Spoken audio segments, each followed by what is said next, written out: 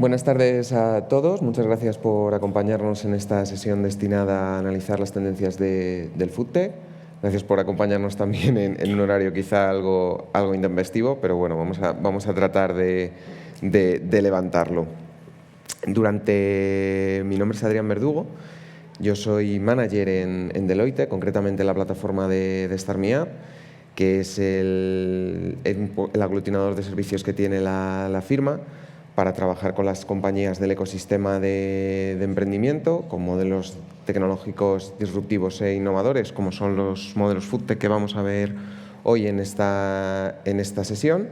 Y estoy encantado de poder estar aquí hoy con vosotros. A lo largo del día de hoy seguro que os han hablado en profundidad de cómo la tecnología está disrumpiendo la producción de materias primas, el diseño de ingredientes de alto valor añadido, la elaboración de sistemas de envasado revolucionario, entre otras muchas cuestiones. También os habrán hablado seguro de cómo la sostenibilidad es algo que es transversal a todas estas cuestiones y que además ejerce un papel de catalizador porque provoca que salgan nuevas soluciones innovadoras que permiten mejorarla.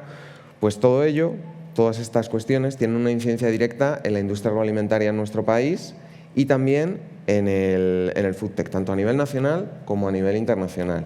Voy a hacer ahora un inciso porque en Deloitte y a toda la gente que trabajamos en consultoría parece que nos encanta hablar con palabras en inglés, y cuando hoy hablemos en este escenario de FoodTech no nos referiremos ni más ni menos que a todas aquellas innovaciones tecnológicas que ayudan a transformar la producción, que ayudan a transformar la distribución, que ayudan a transformar el consumo y que lo hacen teniendo muy presentes cuestiones que tienen que ver con la mejora de la eficiencia, con la mejora de la seguridad, con la mejora del bienestar de las personas y con la mejora de la sostenibilidad.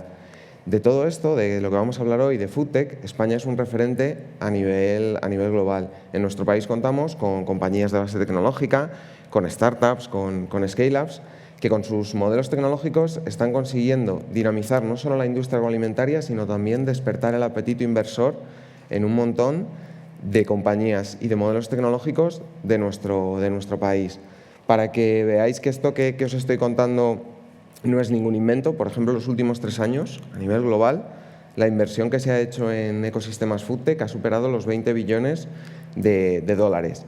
Y si me voy al plano nacional, en nuestro país contamos con casi 400 startups destinadas al ecosistema FoodTech que emplean a más de 5.000 personas. Y por cerrar esta introducción, y porque yo, al final, de los que estamos aquí en el escenario, soy el menos importante de los 4 y el que menos os puede aportar, me vais a permitir que os presente a las personas y a las compañías que me acompañan esta tarde en el escenario. Ellos, los 3, son representantes de 3 compañías que son referentes en cada uno de los eslabones de la cadena de valor en los que actúan, y además son 3 ejemplos claros del emprendimiento innovador en nuestro país. Aunque seguro que veis sus nombres por aquí a mi derecha, me vais a permitir que les nombre. En primer lugar, Inés Agrario, que es CEO y cofundadora de Econoque; Faraid Mata, que es cofundadora de Biodos Code; y Henrik Stam, que es CEO de BlendHub. Bienvenidos a los 3 y muchas gracias por acompañarnos esta tarde. Gracias. Antes de entrar en materia y de ponernos a analizar las tendencias FoodTech en cada uno de los verticales en los que actuáis, me gustaría que pudierais presentar cada uno qué es lo que hacéis, por qué sois únicos dentro del ecosistema FoodTech y contar también un poco pues, cuál es vuestro modelo de negocio. Si te parece, Inés, comenzamos contigo con Econoque. Perfecto. Pues muy bien, muchas gracias, Adrián. Un placer estar aquí con vosotros. En Econoque nos dedicamos al cultivo del lúpulo en un entorno 100% controlado. El lúpulo es uno de los ingredientes clave de la cerveza y está amenazado gravemente por el cambio climático. Se cultiva en muy pocos sitios y bueno, pues el aumento de temperaturas, sequías, etcétera, está llevando a reducciones tanto en la producción como en la calidad. Nosotros al final lo que hacemos con nuestro cultivo en un entorno 100% controlado, en indoor, lo que hacemos es garantizar el suministro de este ingrediente clave para las cerveceras. En este sentido, bueno, ya por hacer eso ya somos únicos. Ahora mismo no hay nadie en el planeta que esté cultivando lúpulo indoor a la escala en la que estamos nosotros. Y además, yo creo que también es bastante único nuestro modelo de negocio dentro de lo que es FoodTech en general. Por esa unicidad de estar garantizando el suministro de un ingrediente clave, nosotros lo que hacemos es firmar acuerdos de suministro a muy largo plazo, 10, 20 años, con las cerveceras. Esto nos permite que, a pesar de que hay una inversión necesaria importante para montar estas instalaciones de cultivo indoor, eliminamos el riesgo con estos contratos de off-take, de compra garantizada, que nos permiten, bueno, pues reducir el riesgo tanto para la cervecera, porque reduce su riesgo de suministro, como para nosotros, como para los inversores que ponen los fondos para montar estas instalaciones. Pues muchas gracias, Inés. Si te parece, Faray, pasamos contigo con Biodos Code. Muchas gracias, Adrián. ¿Me escuchas bien? Sí, Ahora. Muchas gracias, organización. Bueno, nosotros de Bioto-Code hacemos un envase que es 100% comestible, ¿no? Entonces, este envase es hecho solamente de fuentes naturales, ¿no? Entonces, con él podemos aplicar el alimento de distintas maneras. La primera, la que está lista para ir al mercado ahora, que ya estamos comercializando en Brasil, tenemos que empezar aquí, es un envase que se forma alrededor de la fruta, ¿no? Entonces, pasamos por spray o inmersión o pulverización en la superficie de la fruta, se seca, se crea una barrera semipermeable, ¿no? Que reduce la respiración y la transpiración de los alimentos, y con esto alargamos la vida útil de los alimentos en hasta 15 días, disminuimos la pérdida de agua en hasta 50%, ¿no? Contribuyendo así con toda la cadena de valor, ¿no? de la distribución de frutas y hortalizas, ¿no? Nuestro modelo de negocio es un modelo B2B, entonces producimos, ¿no? Nuestra solución. En este caso, los vendemos para los productores y los distribuidores de alimentos frescos. Muchas gracias, Faray. Enrique, vamos contigo y con BlendHub. Perfecto, un placer, gracias por la invitación. Nosotros llevamos casi 3 décadas diseñando alimentos que contienen ingredientes en polvo. En cualquier lugar del mundo hemos ido añadiendo durante los años. Yo soy fundador en serie y bajo la marca BlendHub realmente hay 5 empresas tecnológicas que al final se complementan. Y aparte de empresas tecnológicas en un sentido tan amplio como diseñar alimentos que contienen ingredientes en polvo, sabiendo que polvo en general es más de un 40% del consumo humano de alimento en todo el mundo, con miles y miles y miles de materias primas y obviamente casi trillones de recetas. Pregunta a Google, obviamente es una tarea absolutamente estratosférico. La forma de pensar y la forma de aplicar modelo de negocio es que durante estos casi 3 décadas hemos ido innovando en serie para siempre complementar y hacer una disrupción propia de nuestro propio modelo de negocio, que empezó en 2004 con una fábrica que llamamos Estática aquí en España.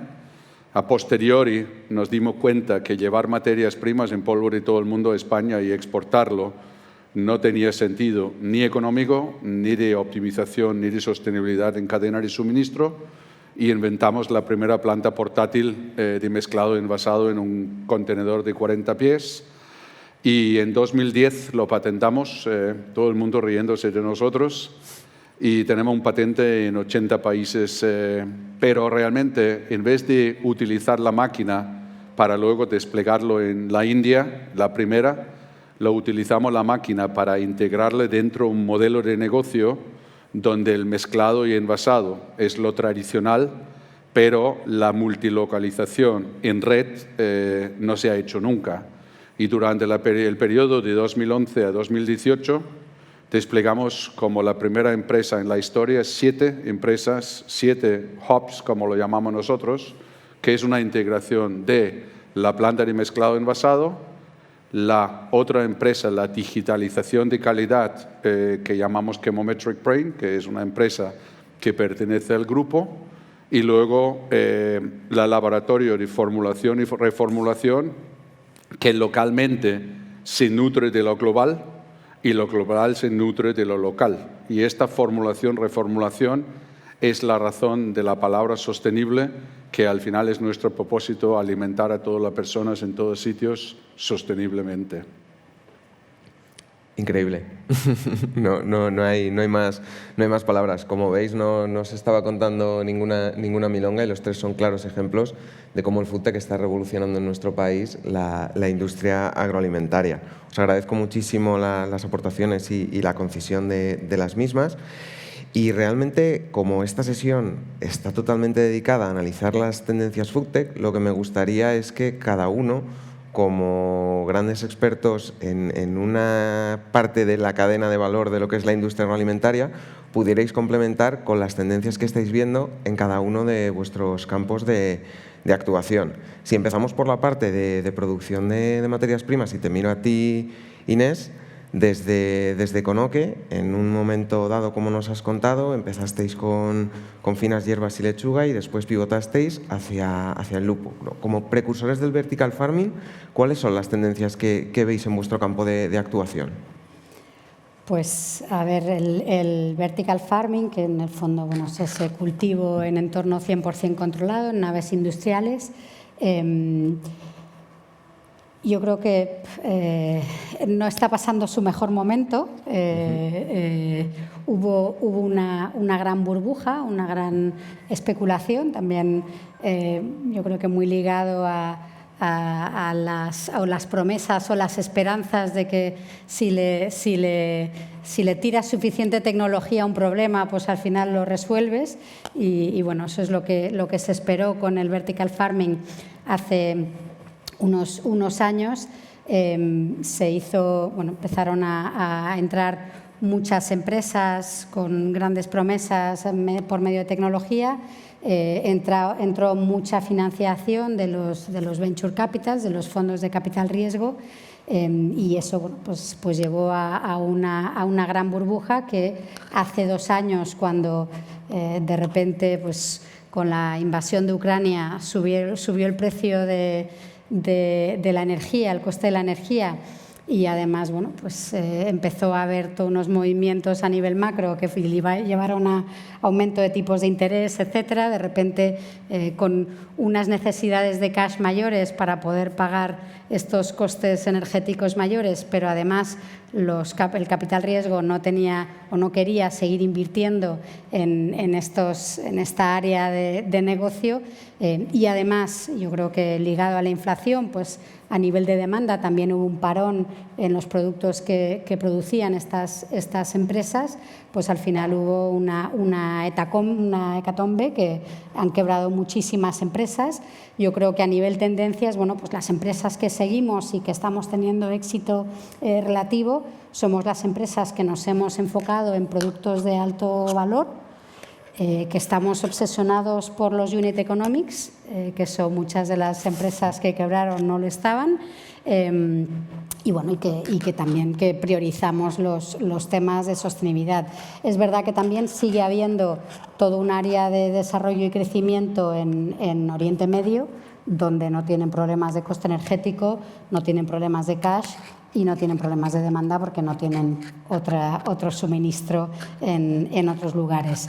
Nosotros, como precursores, fuimos solo precursores en España, y es verdad que cuando empezamos como el resto del vertical farming, con hortalizas de hoja, con aromáticas, con microgreens, y pues al ver que no nos salían los unit economics, ¿no? Que no nos salían los números, que al final no acababa siendo rentable y que el mercado no respondía como esperamos, es cuando decidimos pivotar hacia pues un negocio en el que hubiera un cliente dispuesto a pagar un premium por esa garantía de suministro y por un producto local y muy sostenible. Y eso es lo que hicimos, ¿no?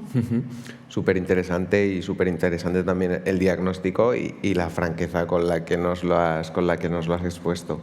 Salto ahora con Henrik y me voy a la parte de diseño de ingredientes de alto valor añadido. Justo antes nos exponías que vuestro modelo es altamente tecnológico y teniendo en cuenta que quizá en vuestra parte de la cadena de valor la tecnología en todos es fundamental, pero si cabe la vuestra es todavía más diferencial, me gustaría que compartieras con nosotros las tendencias que desde BlendHub estáis observando y también me gustaría, en relación con lo que nos contabas antes, que pudieras incluso profundizar en cómo habéis utilizado vosotros la tecnología para escalar y todavía para diferenciaros más de la competencia.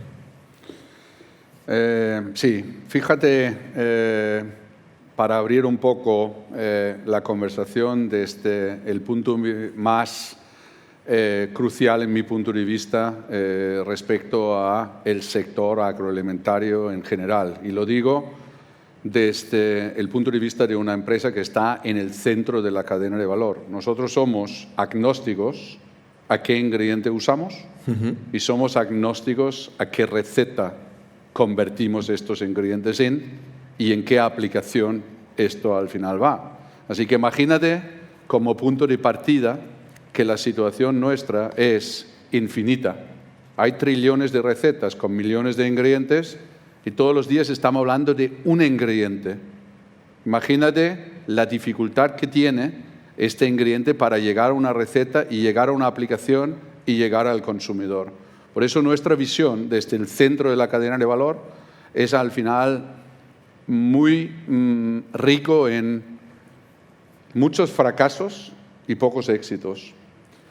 Y la segunda parte de esto, que siempre me gusta también añadir, es que desde que empezamos el movimiento de los grandes multinacionales en alimento procesado, no ha habido transparencia. Ha habido un avance tecnológico respecto a la oferta, respecto a marcas, y al final esta oferta de los Big Foods o los grandes multinacionales ha convertido el sector en algo que es incomprensible. Por eso mismo decimos, teniendo en cuenta tantas recetas y tantos ingredientes que son factibles para crear alimento saludable y asequible, el primer enfoque de BlendHub es que no vayamos por el camino en la innovación de seguir algo que en mi punto de vista ha demostrado que no funciona. Obesidad, diabetes, etcétera, etcétera. Así que para BlendHub esto realmente es fundamental. La segunda parte es que más del 80% del restante producción alimentaria del mundo está hecho por pequeñas y medianas empresas. Y muchas de ellas empresas familiares que no tienen continuidad. Y fíjate que digo obviedades, pero nos estamos olvidando esto todos los días y el nivel de fracaso que hay en el mundo de los startups es brutal. Aunque han levantado todo el dinero del mundo. El dinero no es el problema. El problema es llevar este producto, este ingrediente, esta oportunidad al mercado. Este 80% de las pequeñas y medianas empresas y los cultivadores iniciales, sea cual sea la forma de cultivar un ingrediente fresco o en polvo, al final se llevan el 20% del valor. Así que encima ha habido un giro hacia que el valor de procesar y crear marca, $1 billion brands, se lleva la mayor parte de este dinero.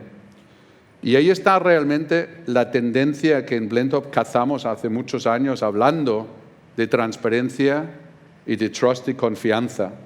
Porque realmente estas pequeñas y medianas empresas y los startups, en mi punto de vista, tienen muy pocas posibilidades de sobrevivir si no aprendemos a colaborar. Y que es algo profundamente atípico en el sector alimentario. Llevo 40 años y siempre hablamos de competencia hasta entre empresas insignificantes. Y nosotros empezamos un garaje. Simplemente sobrevivir. Y además, sobrevivir como pequeña y mediana empresa, bastante reto tiene per se. Por eso en 2012 añadimos un vertiente en un NewCo, en una nueva sociedad nuestra que se llamaba All Food Experts. Y la idea de All Food Experts era cuando se lanzó la idea de innovación abierta, innovación y co-creación abierta, y toda la tecnología que hemos ido incorporando en BlendUp, desde la planta portátil a alimentación, calidad de alimento digital, que acabamos de hacer un spin-off, siempre ha sido con el enfoque de crear valor para otros. Y ahora el giro que vamos a ver en los años venideros por parte de BlendUp es seguir avanzando en la multilocalización, seguir avanzando en lo que yo llamo el mapamundi de ingredientes, seguir avanzando en la conectividad de estos ingredientes a recetas reales, asequibles y saludables, y realmente empoderar a empresas, pequeñas y medianas empresas, que su marca puede salir al mercado con la misma garantía como cualquier multinacional, independientemente de la capacidad económica que tiene. Y para mí esto es la gran tendencia. Y fíjate que estoy hablando de low-tech, estoy hablando de colaboración, estoy hablando de transparencia, estoy hablando de confianza, estoy hablando de empoderar a otros a tener éxito.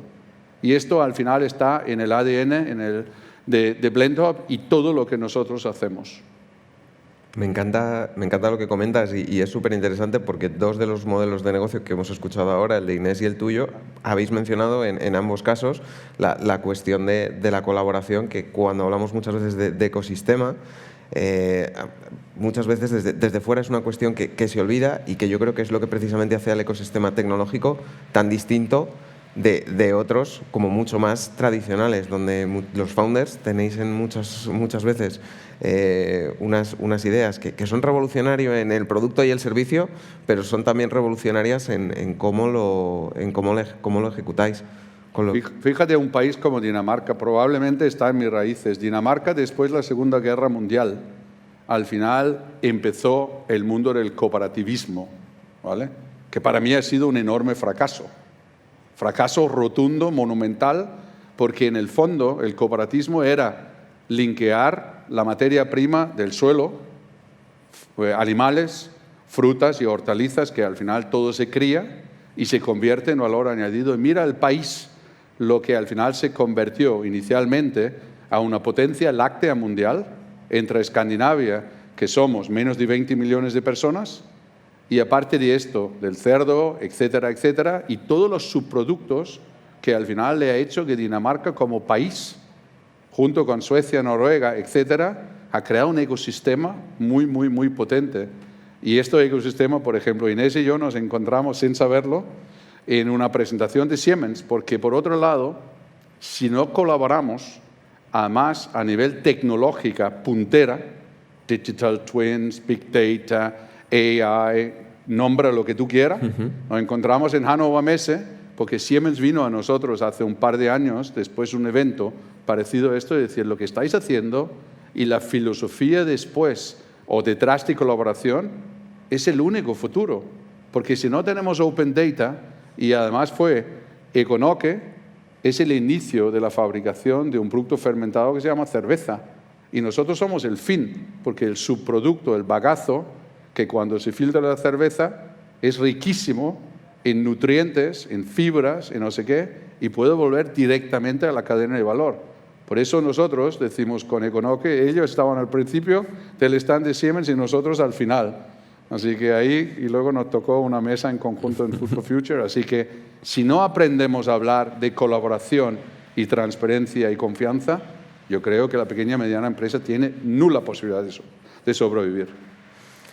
Y qué bien que hables de un concepto como economía circular, y ahora te miro a ti, Farhad, porque si hablamos de economía circular creo que Bio2 Code tiene mucho que decir. Entonces, cuéntanos ahora tú, en tu parte, qué tendencias son las que veis en todo lo que tiene que ver con diseño de nuevos materiales de envasado, con todo lo que tiene que ver con la sostenibilidad dentro de esos materiales de envasado, y si quieres recuperar también, ya que has sembrado la semilla, Henrik, la parte de colaboración, que en vuestro caso también es bastante relevante. Sí, bueno, nosotros sí, por sí só, la Bio2Code foi fundada já pensando no conceito de circularidade e de economia circular e de desperdício alimentário, não? Hemos fundado Biotucote justo para combater o desperdício alimentário, não?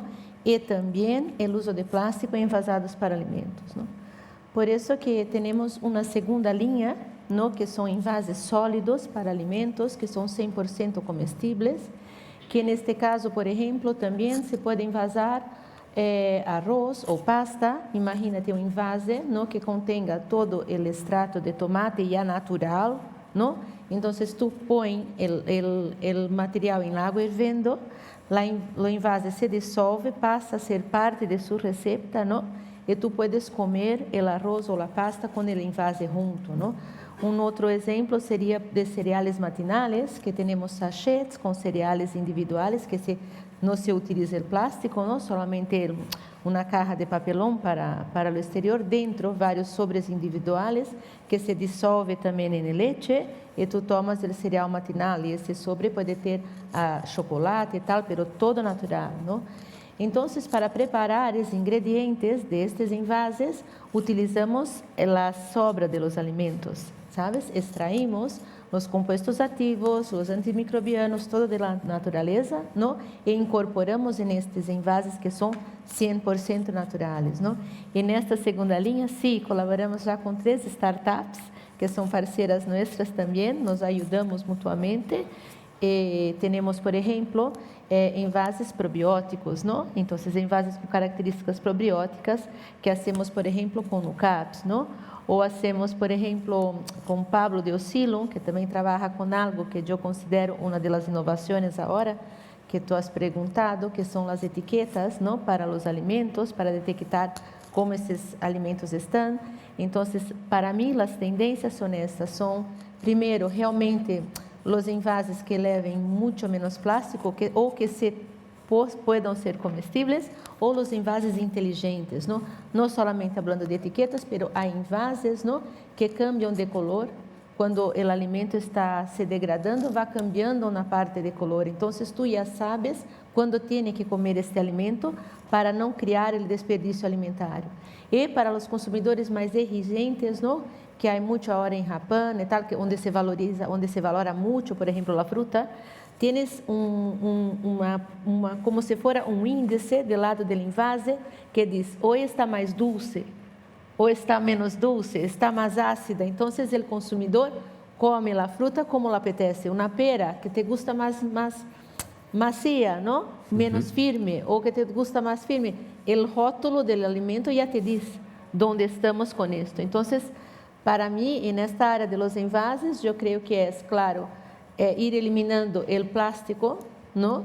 E também esses envases inteligentes ou esses envases comestíveis que ajudam que não tenha o desperdício alimentário, não? Que é algo muito, muito sério e que o dado é brutal. 143 mil milhões de euros, Europa desperdicia todo o ano com o desperdício alimentário. Então, é algo horroroso, porque 25% deste valor poderia alimentar, né, todas as pessoas que têm hambre no mundo. É algo brutal. Então, eu creio que isto é, e com isto contribuímos também para a sustentabilidade, porque não utilizamos perdas, temos que utilizar o que é bueno, porque nós como consumidores, não? Se está uma fruta que não está muito bonita em casa, la comemos, pero não la compramos, não? E o ideal seria que compremos esta, sabes? Porque vamos a poder comer assim. Enfim, eu creo que é esto. No, desde luego que justo apuntabas ahora la cuestión del consumo responsable, que también sería otra quizá tendencia transversal que se está empezando a dar en todos los eslabones del agroalimentario, pero sí que me gustaría entrar de lleno con la sostenibilidad, porque al final los tres lleváis la sostenibilidad en vuestro ADN, lo habéis empezado a apuntar algunos de vosotros, y lo que sí que me gustaría es cada uno desde la visión de expertos que compartierais cómo creéis que la sostenibilidad, sobre todo en los últimos años, donde las normativas se están haciendo cada vez, por un lado, más conscientes y por otro más estrictas, ¿cómo está cambiando eso la industria agroalimentaria y hacia dónde la está empujando? Entiendo que en todos los casos vais a hablar de que es positivo, pero sí que me interesa saber desde vuestra visión cómo creéis que está afectando y cómo creéis que afectará de aquí a futuro. Empezamos, si te parece, contigo, Inés. A ver, yo creo que en la parte primaria, ¿no? En el principio de esa cadena, en la agricultura, a ver, la sostenibilidad por narices casi está teniendo que ser puesta como prioridad y bueno, y a nivel normativo, pues es verdad que sobre todo en Europa está habiendo toda una serie de exigencias sobre el sector primario, sobre bueno, pues, la limitación en el uso de pesticidas y de diferentes agroquímicos, que está teniendo un impacto brutal sobre esa agricultura, ¿no? Sobre todo por cómo está diseñada la cadena de valor de alimentación, donde, oye, tienes unos márgenes tan escasos al principio de la cadena que tienes que asegurarte que tienes mucha producción y para eso, pues hasta ahora la agricultura le ha echado químicos al problema, ¿no? Ahora le estamos echando tecnología, pero hasta ahora se le ha echado químicos. En el caso del lúpulo en concreto, que es el que más conozco, es verdad que con ese aumento de temperaturas en verano están apareciendo nuevas enfermedades, nuevas plagas que afectan al lúpulo y que pues hasta ahora estaban requiriendo aumento en el uso de pesticidas, herbicidas, fungicidas, que hasta entonces no se usaban, ¿no? ¿Y qué pasa? Que por otro lado, pues la Unión Europea regula que no puedes estar usando estos pesticidas, este otro fungicida prohibido, etcétera. Con lo cual, los agricultores de lúpulo están encontrándose con que hay variedades de lúpulo que ya no van a poder cultivar en campo porque son mucho más susceptibles a estas plagas o a estas enfermedades o que van a tener rendimientos significativamente inferiores a los que hacen que esa explotación sea viable económicamente, ¿no? Ahí es donde, bueno, pues nosotros, nuestro foco como Econoque son aquellas variedades precisamente que son más susceptibles de estas enfermedades y estas plagas. Nosotros en un entorno 100% controlado no entran plagas ni enfermedades. Entonces, bueno, pues tenemos ese entorno perfecto y permitimos ese cultivo sin pesticidas, herbicidas ni fungicidas. Además, en nuestro caso, usamos un cultivo hidropónico con un riego recirculante, con lo cual reducimos la huella hídrica de nuestro cultivo en hasta 20 veces. Es muy, muy significativo para un cultivo que además depende, es muy intensivo en agua. Tiene una huella hídrica significativa en su cultivo en campo.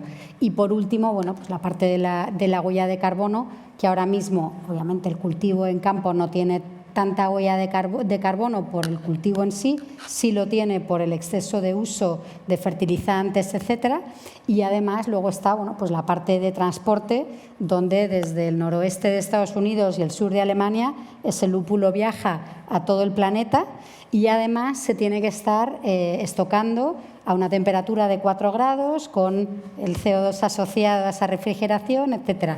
Nosotros que producimos al lado de cada cervecera usamos solo energías renovables y además, como tenemos más de un cultivo al año, ahora mismo estamos en 3, nuestro objetivo es tener 4 cultivos por año, estamos por metro cuadrado, nosotros capturamos mucho más CO2 que lo que se captura en campo, tenemos mayor densidad de plantas y al final lo que hacemos es poder aprovechar el CO2 sobrante de otras industrias para acelerar la fotosíntesis en nuestros cultivos, ¿no? Con lo cual, bueno, pues nosotros de un problema sacamos una solución. Podemos tener un cultivo mucho más sostenible del que se conseguiría en campo. ¿Y cuán importante es esa solución que explicabas? Efectivamente. Y luego aparte, otra de las tendencias que las cerveceras, igual que casi todas las grandes empresas, tienen sus informes de sostenibilidad y cada vez pues buscan cómo reduzco mi huella de carbono, cómo yo reduzco mi huella hídrica, porque la elaboración de cerveza también tiene una huella hídrica bastante significativa, sí. Con lo cual es un punto que están considerando y al que están poniendo bastante foco. Y luego, aparte, el índice de ingredientes locales. El lúpulo, hasta ahora, la mayor parte de las cerveceras dicen, no, cuando hacen grandes esfuerzos tienen un 98% de ingredientes locales, porque el 2% del lúpulo siempre viene de otro país, a no ser que seas una cervecera alemana, ¿no? Pero todas las demás importan su lúpulo. En nuestro caso, se lo podemos producir al lado de sus instalaciones y ya no solo local, sino además hiperlocal, ¿no? Con Estrella Galicia, por ejemplo, que nosotros trabajamos, pues al final es lúpulo gallego, no es lúpulo español, es lúpulo gallego. 100% el check puesto. Efectivamente.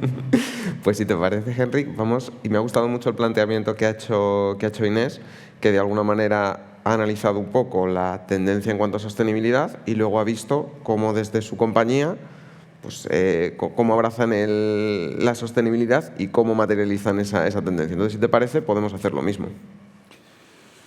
Bueno, a mí me gusta siempre las definiciones. Yo soy muy de palabras y vivo palabras porque soy visual. Sostenibilidad está integrado en nuestro propósito. Feeding all people in all places sustainably es un big statement, como se dice en inglés, ¿no? Sí, sí, tatuado. Entonces, alimentando a toda persona en todo sitio sosteniblemente. ¿Qué quiere decir sostenible? Primero, para mí hay dos palabras, y la primera, lo he mencionado antes, es transparencia, y la segunda es accountability, que al final en español es como contabilidad en dos sentidos. La contabilidad de transacción y la contabilidad económico-financiero, ¿vale? Cuando tú creas algo, en el fondo, si no sabes, basado en la falta de transparencia, tú crees que está bien. ¿Cómo podemos tener un sistema de interproveedores de grandes cadenas de suministro, retails, supermercados, Walmart, Mercadona, si este fabricante no es sostenible, si no es accountable, si no tiene una contabilidad que compara contra otros? ¿Qué tipo de leyes nos rige al final desde cada país donde nosotros hoy estamos en 4 continentes y donde las leyes son completamente distintas? Por eso yo siempre estoy hablando de sostenibilidad, empezando por el diseño desde la propia naturaleza. ¿Qué se planta en los sitios? Cuando nosotros vamos a un sitio, primero vemos qué hay disponibilidad, qué hay de disponibilidad de materia prima en este sitio. Por ejemplo, en la India, donde tenemos 2 fábricas. Tenemos una fábrica para exportación, aprovechando la disponibilidad de materias primas sostenibles en la India, que al final, al mismo tiempo, al otro lado de la valla, tenemos una fábrica para el mercado doméstico, porque hay impuestos de importación muy importantes en la India, que afecta la contabilidad económico-financiera. Donde va cada céntimo en tu escandallo, si no diseñas con sostenibilidad, probablemente es pan para hoy y hambre para mañana. Así que la disrupción sin transparencia y sin accountability o contabilidad, al final puede llevarte a creer que eres muy bueno, pero tenemos muchos ejemplos de interproveedores que eran eso y luego eran eso. La localización más cerca de la materia prima nos enfoca en qué tipo de recetas vale la pena diseñar. Por ejemplo, el bagazo, que viene de su producto, la cervecera. ¿Por qué hace pocos años lo utilizamos para cultivo en la tierra? A posterior le utilizamos para dar como participación en una receta de comida animal y hoy lo estamos haciendo harinas de valor nutricional para consumir humano. ¿Qué ha cambiado? No ha cambiado nada. Ha cambiado un enfoque hacia la sostenibilidad que al final alguien ha dicho que hay que recuperar, upcycling. ¿Por qué de repente al final está el upcycling o la recuperación de desperdicio cuando durante los últimos 100 años no hemos parado en cada día desperdiciar más? Por eso la localización o la multilocalización de hubs idénticos, que también lo tenemos en común con Econoque, al final hemos diseñado un modelo de franquicia industrial, donde cada día más gente puede participar en crear sostenibilidad, independientemente de cuál es el ingrediente, cuánto agua usa, cuánto fertilizante se pone o qué receta económicamente tiene sentido para hacer un pan. Cuando teníamos la guerra de Ucrania, oye, ya no hay harina de trigo. ¿Y por qué necesitamos tanta harina de trigo y no otras harinas? ¿Y por qué no reformulamos? ¿Por qué cree que nosotros tenemos reformulación como un eje central en todos los hubs? Porque realmente reformulamos para sostenibilidad. Pero además lo hacemos para nuestros clientes. Y además le enseñamos que al final esta receta de este pan, como aquel otro, al final sostenibilidad puede ser una ventaja económico-financiera y le puede permitir ganar más dinero. Y hasta hemos demostrado en India que podemos crear alimentos sostenibles, asequibles y nutritivos para pobres en los slums de Bangalore, de Mumbai, donde hoy por hoy hacemos nutrición a consumidor final, que nosotros no ponemos la marca, más barato que el World Food Program. ¿Cómo se consigue esto? Es un pensamiento, es una forma, es una no aceptación que al final, hasta ahora la sostenibilidad ha sido un certificado que se llama ISO 9000, que yo lo digo que es papel de váter. No sirve para nada. Es un cuento chino que nos han vendido certificaciones. ¿Por qué instalamos nosotros digitalización de calidad? Porque queremos saber lo que es el alimento. Queremos saber que cada vez es igual. Queremos saber que no hay fraude. Y lo queremos saber para que nuestros clientes estén satisfechos y puedan empezar a utilizar una huella digital para decidir que este alimento es lo que están diciendo. Para mí, sostenibilidad es una palabra enormemente más grande y es una palabra que requiere otra vez colaboración. Sobre todo en la parte última que mencionabas, que tiene mucho que ver con trazabilidad.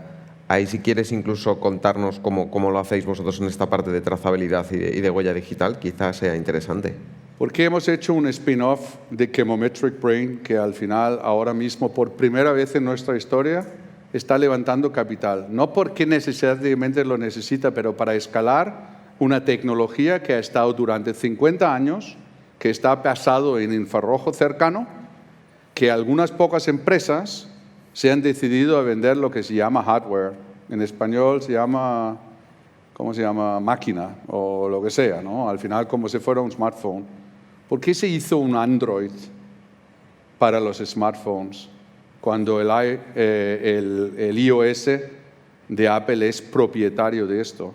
Porque al final, cada empresa que no piensa en colaboración y que crean modelos para ellos, que es fantástico y no tengo nada en contra, simplemente no es replicable para las grandes masas, como el problema que tenemos en la alimentación, que 80% es pequeña y media empresa. ¿Qué instalamos nosotros? Al final empezamos a preguntarnos, oye, si vamos a operar una fábrica en India, en México, en Colombia, en Tailandia, ¿cómo vamos a controlar cada lote en una forma instantánea? Hoy tenemos digitalizado todos los lotes de materia prima que entra en nuestros hubs, todas las mezclas terminadas que salgan de nuestras fábricas, y tenemos más de 1 millón de espectros, que se llama el señal de imagen que salga de este equipo, y además lo hemos cargado en la nube de Chemometric Brain para que ellos puedan utilizar, decimos, el conocimiento que hay sobre leche en polvo o un gelificante o una proteína para hacer lo que llamamos librerías seguras y verdaderas. Entonces, el spin-off que hoy está colaborando, por ejemplo, con centros tecnológicos, es una librería que está abierto para que todo creador que lo que nos ha servido en Blendo puede masificarse. Todo creador, como por ejemplo los centros tecnológicos, tiene un montón de librerías, pero no tiene difusión. Entonces, hemos creado un software que es Chemometric Brain hoy, que está conectando equipos con creadores de modelos y al final clientes del mundo agroalimentario para que podamos verificar la calidad o los ingredientes o los principios activos que está dentro de un alimento, como por ejemplo el atún rojo o el cerdo ibérico, que no tiene nada que ver con Blendo. Así que la verificación que tú estás preguntando, que durante más de 15 años nos ha servido para nosotros para tener prácticamente 0 reclamaciones, ahora mismo está a disposición a una facilidad de compra de una licencia y que realmente se puede replicar en todo el planeta como lo hemos hecho nosotros. Muy interesante, totalmente. Y Farai, vamos contigo, que contigo a lo mejor es quizá el ejemplo más claro como Bio2Code integra la sostenibilidad, pero aún así queremos escucharte. No, bueno, yo creo que hay personas idealistas con buena voluntad, pero yo creo que só se cambia cuando tú necesitas cambiar. Por esto que estábamos haciendo hasta ahora alimentos para perros o para animales con los dejetos y ahora tenemos que hacer productos para alimentos, porque hay una ley ahora, la ley de la alimentación y de la concientización de prevención de pérdidas. Entonces, en esta ley se exige que cada uno de los actores de la cadena de alimentos gestione mejor sus residuos para que no ocurra el desperdicio y que cuando en un procesamiento tiene un residuo, como por ejemplo el procesamiento de cerveza que tiene esta cebada, que esto sirva no para hacer, que estes resíduos todos não sejam mais para alimentação animal ou biodiesel ou que volva como ingredientes para a cadeia. Pero esto es una exigência ahora de una ley. Entonces, por esto que cada hora más gente está pensando en esto, ¿no? Bueno, nosotros somos totalmente sostenibles. Esta ley, por ejemplo, nos ven muy bien porque evitamos todo el desperdicio al lado de toda la cadena de valor, desde el productor, pasando por el distribuidor, porque ele tem mais tempo de transportar, e para o consumidor final, que tem mais tempo de consumir, e também para o retail, que tem mais tempo para vender, não? E este consumidor final come algo totalmente seguro, porque nosso envase é safe, tu consumo é seguro para o consumo, mantenemos os ingredientes dentro, as vitaminas e tal, todo esto também promove uma sustentabilidade. Pero lo que más me gusta de nuestra filosofía en términos de sustentabilidad es que, por ejemplo, ahora estamos en Brasil también, ¿no? Estamos en Brasil haciendo pilotos industriales, tenemos nuestros clientes allí. ¿Y cómo lo hacemos? Lo producimos allí. No hemos producido aquí para llevar hasta Brasil. Entonces, producimos en Brasil. Toda a matéria-prima vem de Brasil. Estamos a unidade produtora cercana de los produtores de frutos tropicales ali. Então, com isto, diminuímos brutalmente a huella de carbono, não? E incluso, quando hablamos de nossa solução, lo que se tiene já computado é que diminuímos a água, a energia, o custo energético. E se comparamos também com a produção de algumas ceras e tal, que se pode usar para tal fim, utilizamos muitíssimo menos energia. E em la terra, muito menos água, muito menos mão de obra. E então, nosso produto não é sustentável, nossa produção é sustentável. E eu creio que se empieza a utilizar más estas cosas cuando tenemos leyes para esto. Porque hasta unos años atrás todo el mundo utilizaba la sacola de plástico de supermercado, ¿no? Ahora ya van a prohibir. Entonces yo creo que los incentivos públicos a la aplicación de la sustentabilidad en las empresas, sin duda ninguna, impulsiona quem já sempre hizo esto, ¿sabes? Quem sempre idealizou esto, porque só se cambia quando se necessita cambiar, senão não se cambia. Sí, indudablemente. Ahora, si os parece, me gustaría que, porque muchos también lo habéis ido anunciando en algunos momentos de vuestro discurso, me gustaría que, de alguna forma, ahora que está empezando el año y sobre todo porque los tres sois ejemplos también claros de innovación, estoy convencido de que en vuestras diferentes casas estáis ya con la mente puesta ya no en qué va a pasar en 2025, sino qué va a pasar en 2030. Pero por poner un poco el cascabel al gato y irnos más cerca, que nos contarais un poco cuáles son vuestros proyectos o vuestros planes o vuestra hoja de ruta para este 2025 y, si queréis, también 2026. Un poco. Empezamos contigo, Inés. Muy bien, pues nosotros 2025 promete ser bastante potente. Estamos desde el año pasado produciendo a escala preindustrial en unas instalaciones piloto que tenemos en Chantada, en la provincia de Lugo. Entonces, de aquí a mitad de año, nuestro objetivo es conseguir validar todos los KPIs que teníamos a escala laboratorio a esta escala preindustrial. Con ese Go iniciamos el proceso de construcción de nuestra primera instalación a escala comercial, a escala industrial, que será pues más de 1 hectárea de área de cultivo en Galicia también. Ese es probablemente el número 1 de las prioridades. Además, por otro lado, está la negociación con otros clientes. O sea, nuestro primer cliente es Hijos de Ribera, los fabricantes de Estrella Galicia, pero también estamos en negociaciones con cerveceras a nivel global que esperamos pues, que lleguen a buen puerto entre finales del 2025 y principios del 2026. Y el último punto, y es por lo que también me ha interesado mucho pues, estar escuchando hoy las diferentes ponencias y visitar la feria, etcétera, es explorar las otras aplicaciones que puede tener el lúpulo con esas propiedades adicionales que tiene un primo del cannabis, ¿no? Una cannabinácea como el lúpulo, para usos en nutracéuticos, en cosmética o en farma.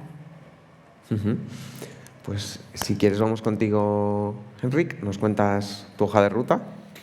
Sí, es muy sencillo, obviamente, para nosotros, manufacturera, alimentación es tangible requiere fábricas y nosotros hemos desplegado 7, hemos perfeccionado un modelo operativo muy perfeccionado, así que somos, yo creo, expertos en operar desde el centro de la cadena de valor. Así que vamos a acelerar por primera vez despliegue de nuevas fábricas con partners y con inversores. En vez de levantar capital, que muchas veces fuerzan las empresas a hacer cosas, en mi punto de vista, innecesarios, nosotros centramos el uso de capital para marcar la diferencia. Y el primer punto que nosotros en los próximos años queremos cumplir, llevo años diciendo esto y ha sido más complicado, es replicar el modelo en más países. Estamos negociando ahora mismo un nuevo despliegue de un hub en Arabia Saudí, estamos hablando en Bangladesh, estamos hablando de muchas nuevas opciones de desplegar un hub que tiene un coste entre lo que llama el CAPEX y el despliegue de una nueva sociedad, más alquilar de instalaciones, más el upgrade de las instalaciones de seguridad alimentaria, más el fichaje de personas. Nosotros hoy podemos replicar una fábrica completa por 2,7 millones de euros, que al final es un precio absolutamente imbatible. Y la segunda parte es que, junto con estos partners inversores, o nos dan negocio, que al final garantiza que nosotros calculamos un retorno de la inversión en X tiempo, que es lo que ha pasado en Arabia Saudí. Tenemos clientes importantes desde muchos años, no tienen interés en ser nuestro partner ni nuestro inversor, pero sí estamos prolongando los acuerdos comerciales de año a año o mes a mes, a 5 años plazo y a colaboraciones estratégicas a largo plazo, que garantiza que cuando nosotros desplegamos hubs tenemos la espalda cubierta. Así que esto es la gran parte. Y la segunda parte es obviamente lo que todo el mundo está hablando, la digitalización. Manufacturera por digitalización. Las empresas que no entienden que todo lo que tiene que ver con inteligencia artificial, machine learning, está basado en datos, está basado en alimentar bases de datos masivos que al final a cabo la pequeña y mediana empresa no tiene. Por eso mismo, en los últimos par de años, nuestra colaboración inicial, que fue a mucho más el año pasado con Siemens, donde nos invitaron a formar parte de su stand en CES, el Computer Electronics Show en Las Vegas, nos invitaron a Hannover Messe, yo hablaba el keynote en Realize Life en Europa, Y esta colaboración es muy interesante porque el alineamiento con las herramientas que ya ha desarrollado Siemens, que son herramientas para cargar datos en una forma abierta. Abierta no quiere decir que todo el mundo puede acceder a cualquier cosa. Quiere decir que las bases de datos, al final, puede ser la base de explorar ciertas áreas de interés que realmente beneficia a nuestros proveedores o a nuestros clientes. Entonces, la digitalización nuestra, en el fondo, es para beneficiar y escalar la red de multilocalización, la manufacturera, sabiendo lo que sucede desde el input de la materia prima, vía las máquinas, hasta la entrega al cliente final, y luego compartir esto con nuestros proveedores y clientes, que en su gran mayoría son medianas empresas repartidas por todo el mundo, que al mismo tiempo va a facilitar que luego, como yo he hablado antes, la transparencia en transacciones y la optimización de sostenibilidad vía la utilización del input que las empresas que no adaptan base de datos o no entienden inteligencia artificial va a ser una realidad en los próximos 3 a 5 años. Así que todo esto está aquí ahora y a mí me preocupa muy mucho que muchas empresas van a quedarse extremadamente obsoletos y veo la dificultad desde el propio Chemometric Brain que las empresas no quieren compartir datos, independientemente de lo pequeño que sea. Entonces, yo veo nuestra labor y los dos grandes, decimos, caminos realmente de desplegar estas dos estrategias en paralelo y integrarlo inicialmente con nuestra base de clientes y expandir esto vía universidades, centros tecnológicos y industria participante en la industria agroalimentaria en general. Y los reconocimientos que hemos tenido los últimos 3 años del Foro Económico Mundial, Siemens, World Circular Economy Forum, nos ha ayudado además de validar la marca Blendtop como un potencial líder en esta generación de estos bases de datos. Y por eso tengo muchísima ilusión de seguir colaborando con Siemens y buscar formas y formatos para transferir esto y hacer partícipe a proveedores de materia prima y fabricantes de alimentos en todo el mundo. Desde luego que es un roadmap apasionante y también muy, muy inspirador, desde luego. Así que, oye, felicidades por ello. Challenging también. Hay que soñar en que podemos llegar a Marte, ¿no? Y ya veremos cuando llegamos, pero yo creo que el roadmap, y alguien tiene que liderar roadmaps un poco locos. En mi casa siempre me dicen, ¿cuándo vamos a empezar a ganar dinero? Que siempre gasta todo en innovación. Y la verdad que quizá es un poco danés también nórdico, que en el fondo en los países nórdicos, no sé, se vive demasiado bien. Por eso yo tuve que largarme con 17 años, ¿no? Porque no, tú tranquilo, que aquí se vive muy bien. Y creo que esto al final es un dilema que también reconocemos un poco en España, ¿no? Que aquí vivimos muy bien, ¿para qué vamos a innovar? Perfecto, pues si te parece, Faray, terminamos contigo y cuéntanos tú cuál es vuestra hoja de ruta para este próximo año.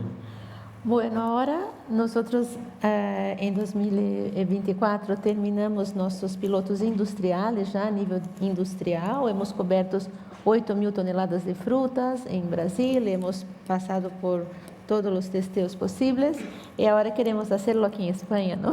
Queremos porque BioToCoat es una startup de la Universidad Politécnica de Cataluña. José y yo somos profesores de la universidad. Esto sí es nuestro sueño de verlo todo que desarrollamos, ¿no? Ayudando la disminución del desperdicio alimentario.